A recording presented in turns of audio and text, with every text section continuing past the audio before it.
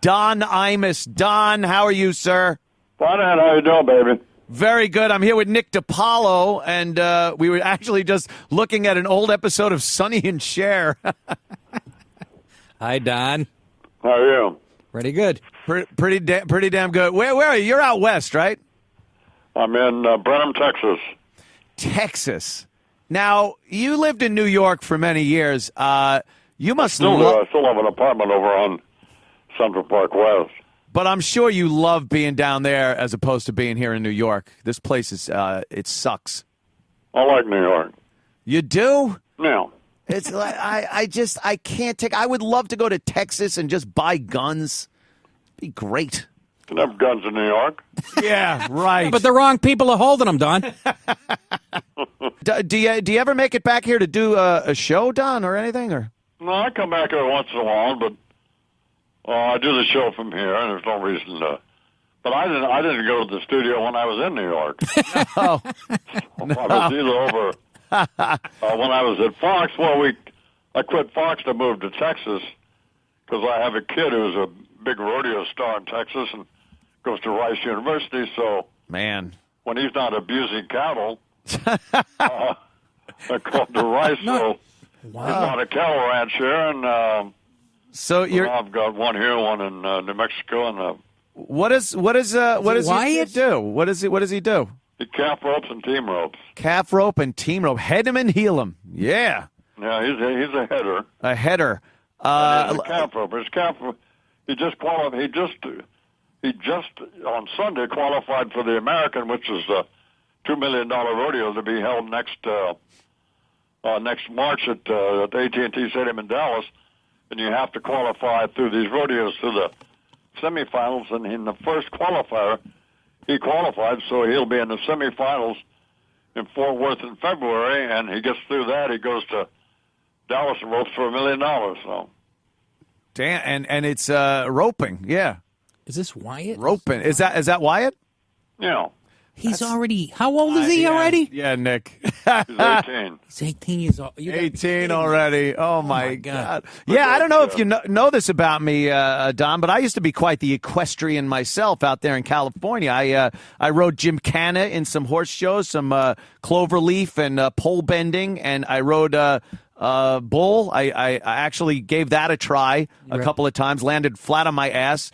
My prize, by the way, was my dad giving me my first Coors, my first beer. If I stayed on for 8 seconds, I fell off after a second, and he still gave me the beer, and it started a wonderful career of drinking. Where were you in California? I was living in Los Angeles. No, I was living in San Juan Capistrano, back where the Swallows come back every year, back in the 70s. I was born in Riverside. Oh, okay, yeah. Yeah, that's where I was a part of Capistrano was a real small town back then, and very equestrian, so everyone had a horse, and I loved it.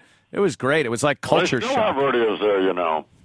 Where, out in Capistrano? California? Near San Compton? Juan, and then up in Northern California, there's a couple where the girls are. There's kind of a circuit where guys go. So, and the another thing I want to ask you before we let you go.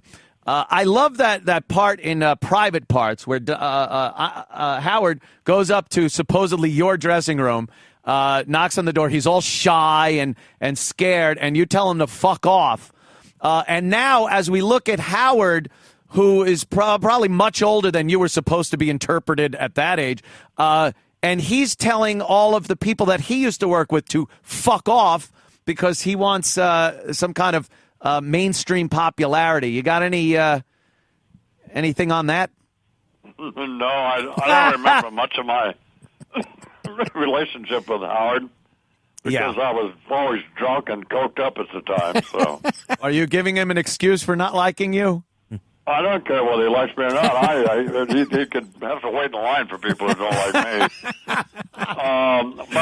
Probably whatever he says is probably fairly accurate, you know. So okay, well there you go. I didn't know. I'd like to see you and Opie get back together. You know what I'm saying? Yeah, that's another thing that's the radio world. I don't know. You never know. I have no qualms about working with him again in some capacity. I don't think we could recreate what we had, but to work with him. I mean, you do it a little differently, but Yeah. Just a thought. So Yeah. Well, and you and Howard could get on a billboard. If we weren't so bad, we wouldn't be so good. I remember we were at one time, man. I remember those ads with the chainsaw. If we weren't so bad, we wouldn't be so good. One of my great friends out of that era was the great Wolfman Jack. Yeah. Wolfman was on the station, too. Holy shit, I remember. Well, I grew up listening to him out of Del Rio, Texas. Wow, yeah. And eventually got to work with him, became great friends with him. With that giant transmitter you could cook Greatest food on. voice ever on radio. Greatest voice ever. Unbelievable. Anybody. Yeah, that was giant. There's the billboard. We just popped up the billboard. It's you and Howard. Howard with his you guys. I'm glad you're doing well. Thanks for calling me. horn mustache. All right, Don, thank you so much, man. We'll talk to you soon. Take it easy. Man. There goes Don. I didn't know that was Imus. When you said that, Yeah. I thought it was a caller who does a good Don. Oh, no, it was Don.